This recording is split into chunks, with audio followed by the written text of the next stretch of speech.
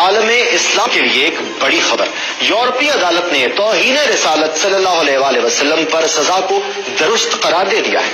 یورپی عدالت نے توہین رسالت صلی اللہ علیہ وآلہ وسلم کو جرم تسلیم کر لیا۔ 7 ججز نے آسٹرین ملونا کو سزا برقرار رکھتے ہوئے متفقہ فیصلے میں کہا کہ نبی کریم صلی اللہ علیہ وآلہ وسلم کی شان میں گستاخی کا عمل آزادی اظہار نہیں بلکہ یہ فساد کا باعث ہے۔ 47 سالہ الزبتھ اسکاڈوک نے ایک سیمینار میں توہین رسالت کی تھی اور مسلمانوں کے احتجاج پر بیانہ کی۔ ضلعی عدالت نے اسے 2011 میں جرمانے کی سزا سنائی تھی۔ ملونا نے پہلے آسٹریلین اپیلیٹ کورٹ میں اور پھر یورپی عدالت میں اپیل دائر کی جو مسترد کر دی گئی۔ یورپی عدالت برائے انسانی حقوق کے ججز نے ریمارکس دیے کہ کسی مذہب کی توہین کی اجازت نہیں دی جا سکتی۔ پیغمبر اسلام صلی اللہ علیہ وآلہ وسلم کی شان میں گستاخی آزادی اظہار نہیں ہے۔